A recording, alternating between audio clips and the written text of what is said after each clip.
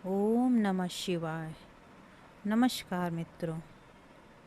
अभी तक आपने मदालसा को, अपने पुत्र अलर्क को जीवन का और जीवन के चारों धर्म का उपदेश देते हुए सुना। अब मदालसा कहती हैं अपने पुत्र से कि बेटा, जिस कर्म को करते समय अपने मन में घृणा ना हो और जिससे महापुरुषों के सामने प्रकट करने में कोई संकोच ना हो, ऐसा कर्म निसंदेह होकर करना चाहिए। पुत्र, ऐसे आचरण वाले गृहस्थ पुरुषों को धर्म, अर्थ, काम की प्राप्ति होती है तथा इस लोक और परलोक में भी उसका कल्याण होता है।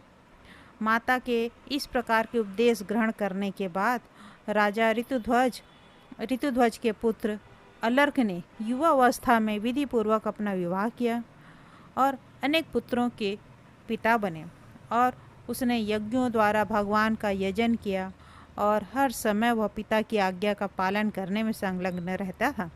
तदंतर बहुत समय के बाद बुढ़ापा आने पर धर्मपरायण महाराज ऋतुध्वज ने अपनी पत्नी के साथ तपस्या के लिए वन में जाने का विचार किया। पुत्र का राज्याभिषेक कर दिया। उस समय मदालसा ने अपने पुत्र की विषय भोग विषयक आसक्ति को हटाने के लिए उससे यह अंतिम वचन कहा, पुत्र, गृहस्थ धर्म का अवलंबन करके राज्य करते समय यदि तुम्हारे ऊपर प्रिय बंधु के वियोग से, शत्रु की बाधा से अथवा धन के नाश से होने वाला कोई असह्य दुख आ पड़े तो मेरी दी हुई इस अंगूठी से यह उपदेश पत्र निकालकर, जो रेशमी वस्त्र पर बहुत सूक्ष्म अक्षरों में लिखा गया है, तुम अवश्य पढ़ना, क्योंकि ममता में बंधा रहने वाला गृहस्थ दुखों का केंद्र होता है। सुमति कहते हैं, यूँ कहकर मदालसा अपने पुत्र को सोने की अंगूठी देकर गृहस्थ पुरुष के योग्य अनेकानेक आशीर्वाद भी दिए। तत्पश्चात पुत्र को राज्य सौंप कर महाराज कुवलयाश्व और महारानी मदालसा तपस्या करने के लिए वन में चले गए। सुमति कहते हैं, पिताजी, धर्मात्मा राजा अलर को पुत्र की भांति प्रजा का न्यायपूर्वक पालन किया। उनके राज्य में प्रजा बहुत ही प्रसन्न थी और सब लोग अपने अपने कर्मों में लगे रहते थे। वे दुष्ट पुरुषों को दंड देते और सज्जन पुरुषों की भली भांति रक्षा करते थे। राजा ने बड़े बड़े यज्ञों का अनुष्ठान भी किया। इन सब कार्यों में उन्हें बड़ा आनंद मिलता था। महाराज के अनेक पुत्र हुए जो महाबलवान, अत्यंत पराक्रमी, धर्मात्मा, महात्मा तथा कुमार्ग के विरोधी थे। उन्होंने धर्मपूर्वक धन का उपार्जन किया, धन से धर्म का अनुष्ठान किया तथा धर्म और धन दोनों के अनुकूल रहकर ही विषयों को भोग किया। इस प्रकार धर्म, अर्थ और काम में आसक्त होकर पृथ्वी का पालन करते हुए राजा अलर्क को अनेक वर्ष बीत गए, किंतु वे एक दिन के समान ही जान पड़े। मन को प्रिय लगने वाले विषयों का भोग करते हुए उन्हें कभी भी उनकी ओर से वैराग्य नहीं हुआ। उनके मन में कभी ऐसा विचार नहीं उठा कि अब धर्म और धन का उपार्जन पूरा हो गया है। उनकी ओर से उन्हें अतृप्ति ही बनी रही। उनके इस प्रकार भोग में आसक्त, प्रमादी और अजितेंद्रिय होने का समाचार उनके भाई सुबाहु ने भी सुना, जो वन में निवास करते थे।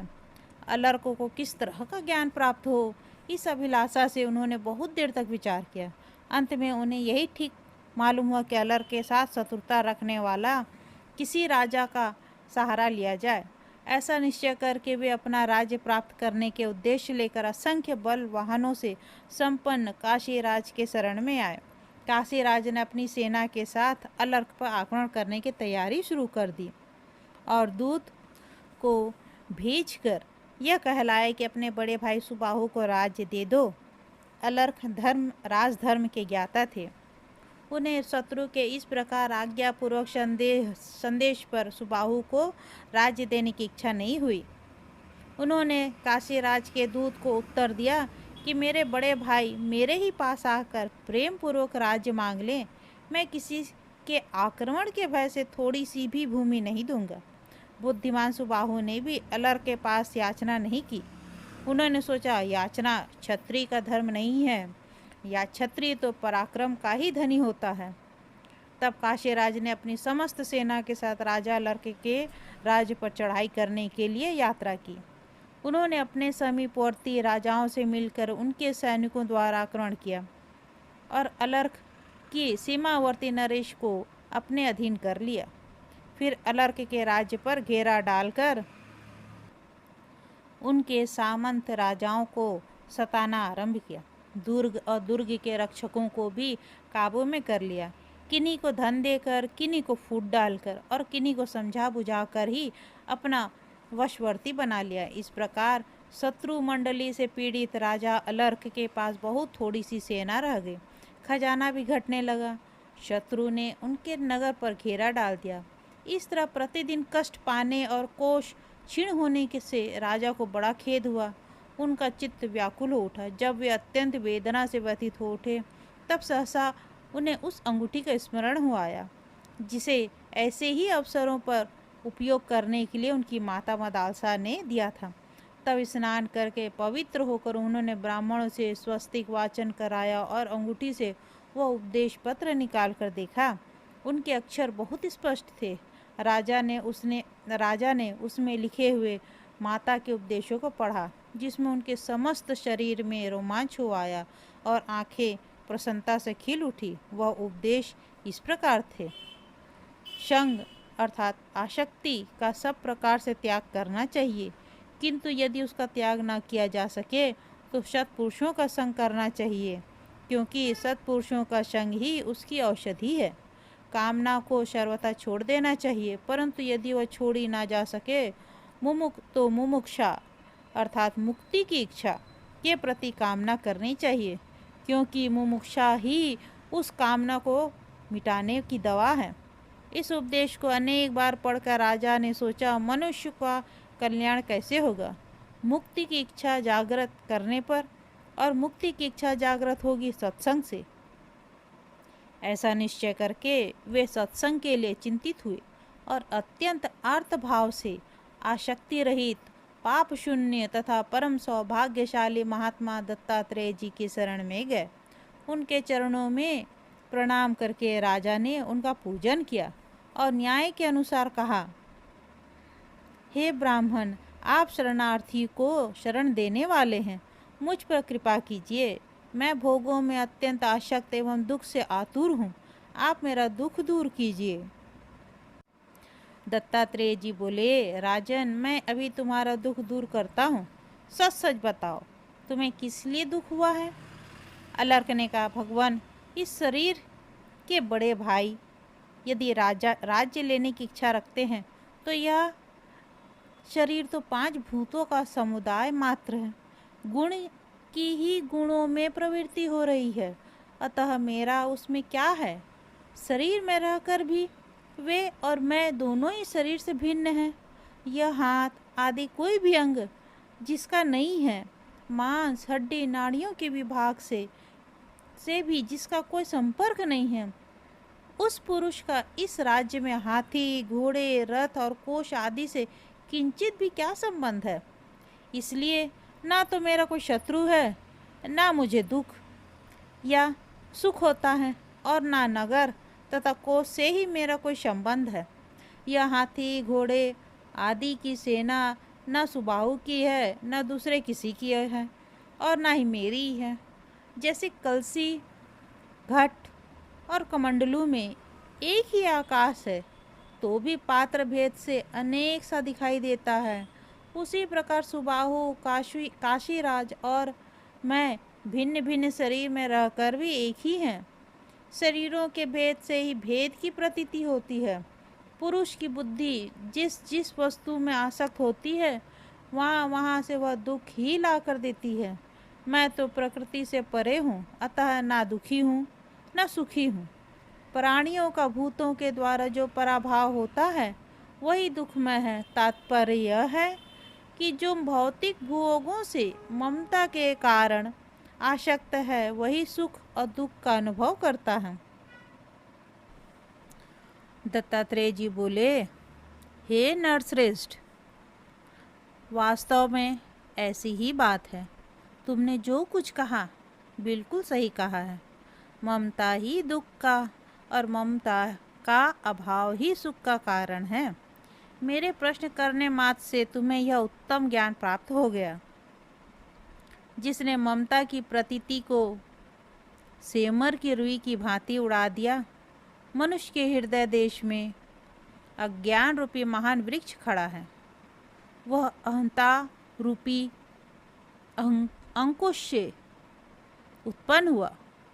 ममता ही उसका तना है।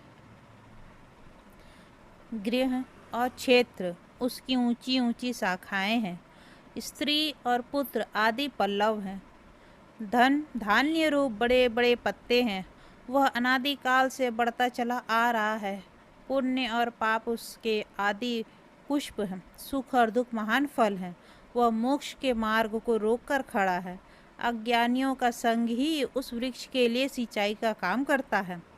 सकाम कर्म करने की प्रबल इच्छा ही उस वृक्ष पर भ्रमरों की भांति मंडराती रहती है। जो लोग संसार मार्ग की यात्रा से थक कर उस वृक्ष का आश्रय लेते हैं, वे भ्रम पूर्ण ज्ञान एवं मिथ्या सुख के वशीभूत हो जाते हैं। ऐसे लोगों को आंतरिक सुख अथवा मोक्ष कैसे मिल सकता है? परंतु जो सत्संगी रूपी पत्थर पर घिस कर तेज किए हुए विद्या रूपी कुठार से उस ममता रूपी वृक्ष को काट डालते हैं, वे विद्वान पुरुष ही उस मोक्ष मार्ग से जाते हैं। धूल और कांटे से रहित शीतल ब्रह्मवन में पहुंचकर सब प्रकार की वृत्तियों से रहित होकर परमानंद को प्राप्त होते हैं। अलर्क ने कहा, भगवान, आपकी कृपा से मुझे ऐसा उत्तम ज्ञान प्राप्त हुआ जो जड़ प्रकृति और चेतन शक्ति का विवेक करने वाला है।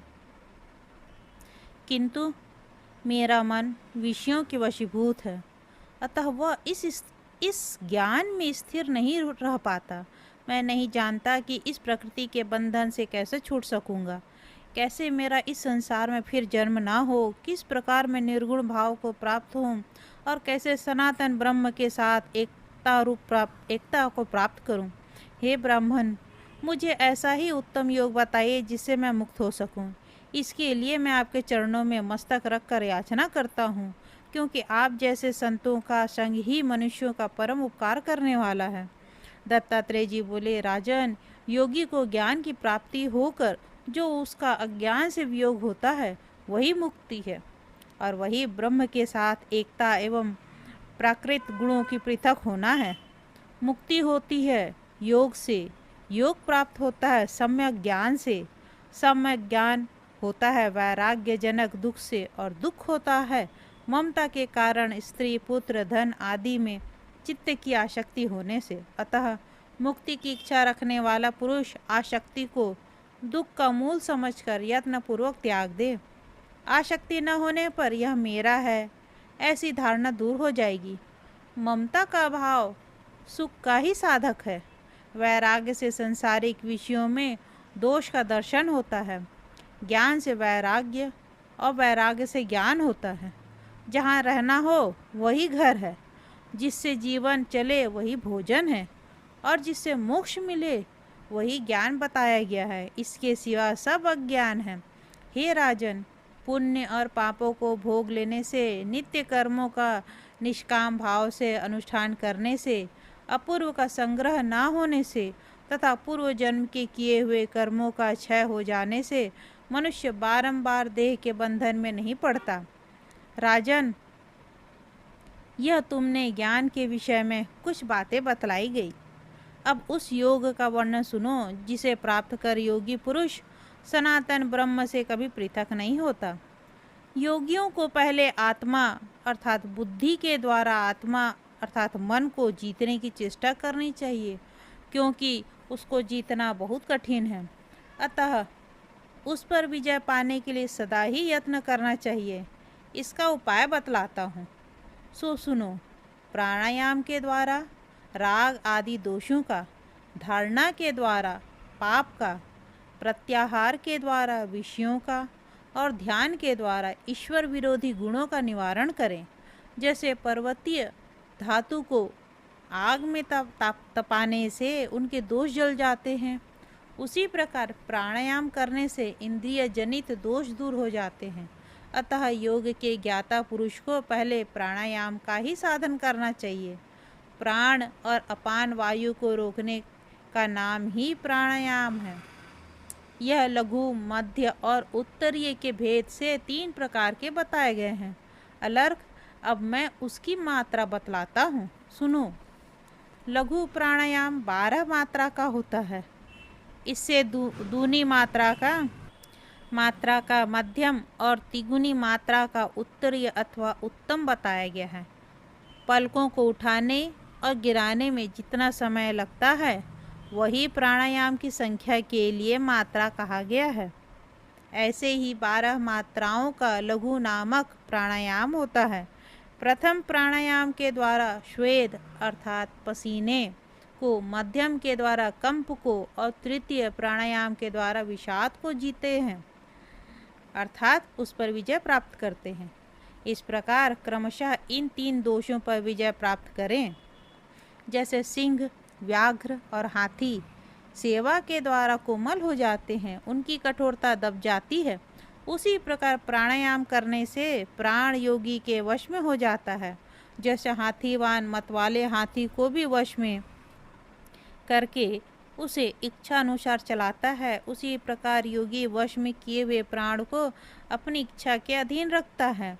जैसे वश में किया हुआ सिंह केवल मृगों को ही मारता है, मनुष्यों को नहीं, उसी प्रकार प्राणायाम के द्वारा वश में किया हुआ प्राण केवल पापों का नाश करता है, मनुष्य के शरीर का नहीं। इसलिए योगी पुरुष को सदा प्राणायाम में ही संलग्न रहना चाहिए।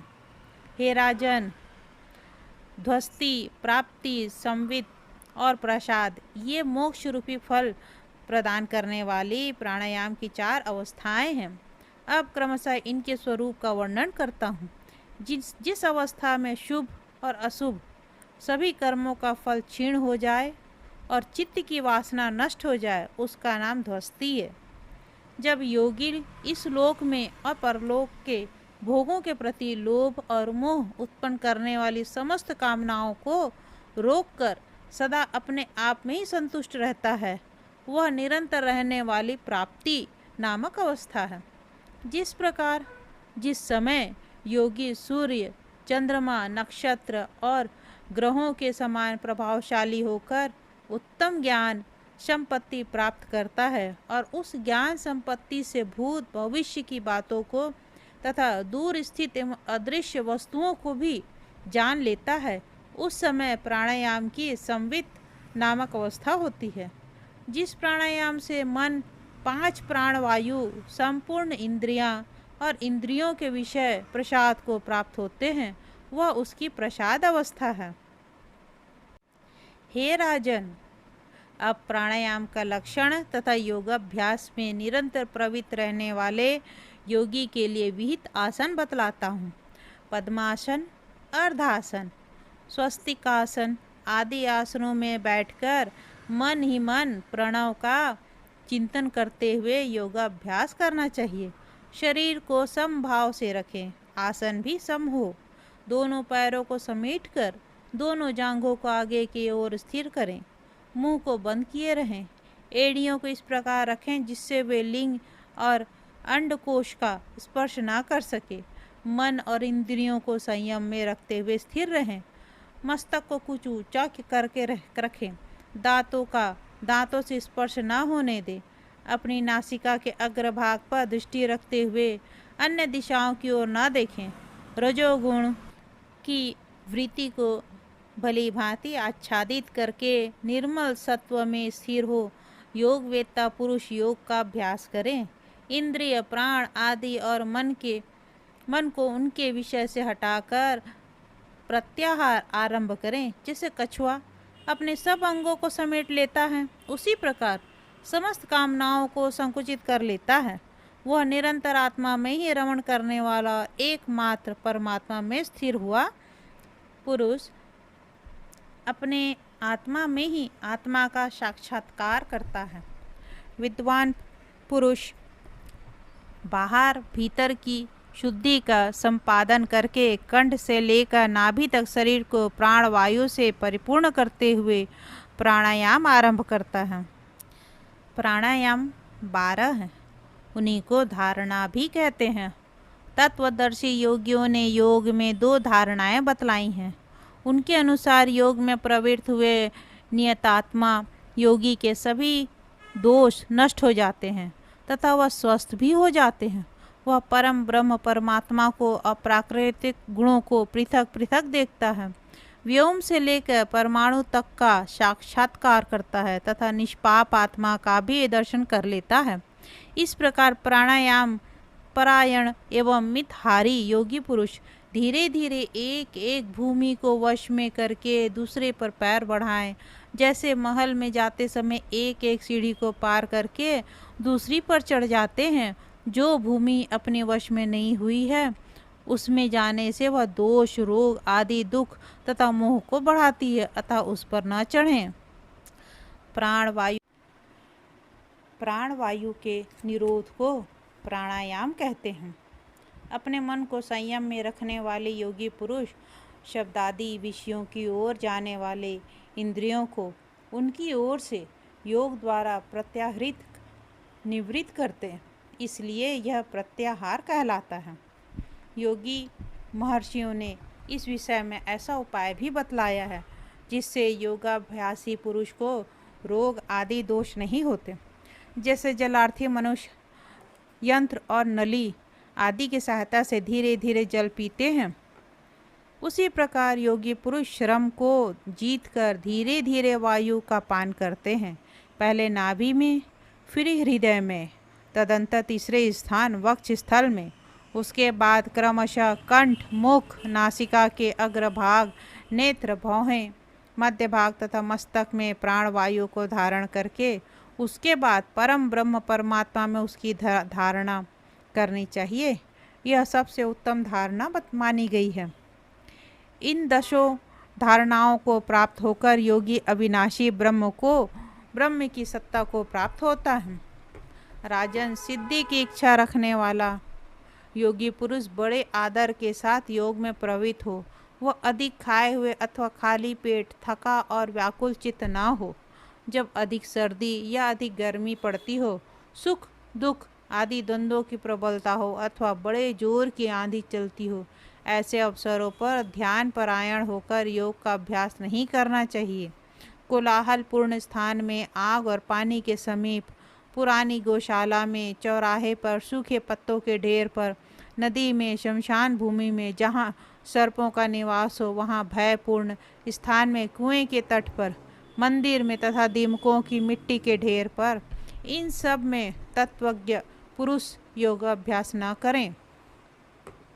जहाँ सात्विक भाव की सिद्धि न हो, ऐसे देश काल का परित्याग करना चाहिए। योग में असत वस्तु का दर्शन भी निषिद्ध है, अतः उसे भी छोड़ दें।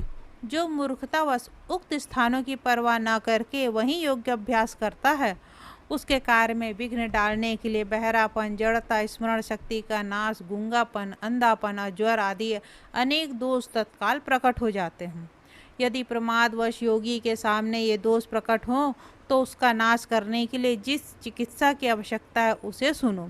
यदि वात रोग, गुल्म रोग, उदारवर्त अर्थात गुदा संबंधी रोग तथा और कोई उदर संबंधी रोग हो जाए तो उसकी शांति के लिए घी मिलाई हुई जौ की गरम गरम लपसी खा लें अथवा केवल उसकी धारणा करें। वह रुकी हुई वायु को निकालती है और वायु गोला को दूर करती है, अर्थात पेट में जो गैस बनती है उसको ठीक करती है।